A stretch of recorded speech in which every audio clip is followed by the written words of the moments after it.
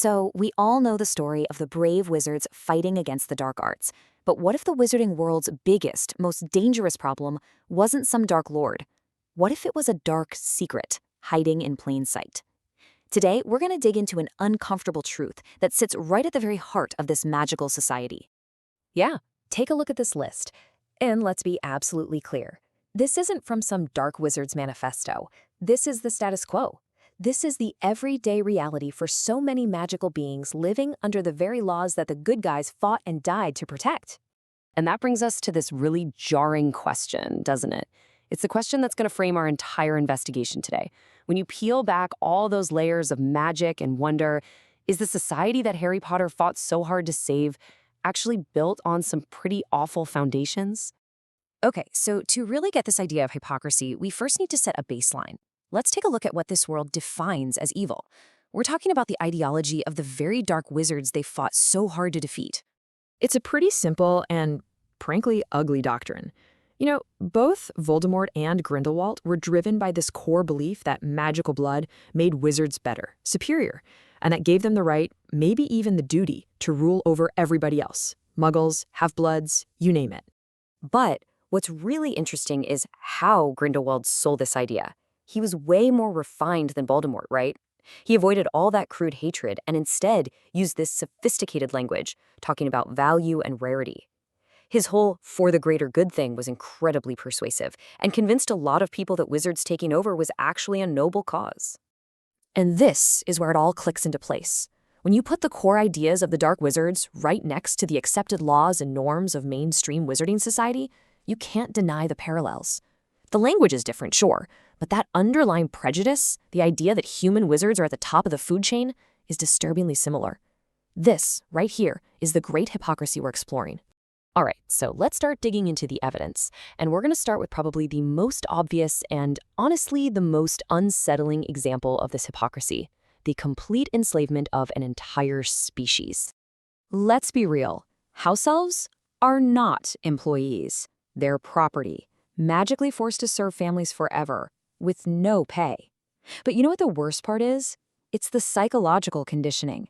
We all saw it with Dobby, who was forced to literally hurt himself for the slightest hint of disobedience. This goes way beyond just servitude. It's a system designed to completely crush the spirit of a species. And, it's pretty telling that in the whole story, it takes an outsider, a witch who grew up with non-magical parents, to actually see this for what it is. Hermione becomes that moral compass, refusing to just accept what she rightly calls slavery. So what did our heroes do when she pointed this out? Well, her best friends, our heroes, basically dismissed it as a joke.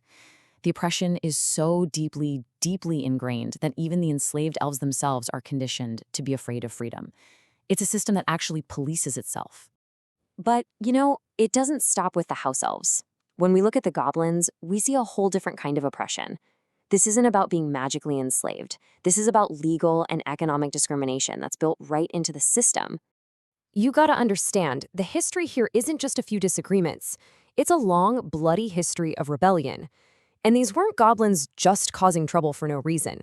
The source material makes it clear. These were justified reactions to centuries of mistreatment and broken promises from the wizards.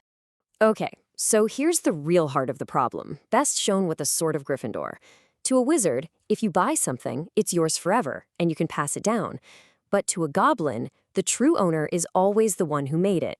Not returning it after the buyer dies is basically theft. And guess whose definition is the only one that matters in wizarding law? And this right here, this is the legal hammer they use to keep goblins down.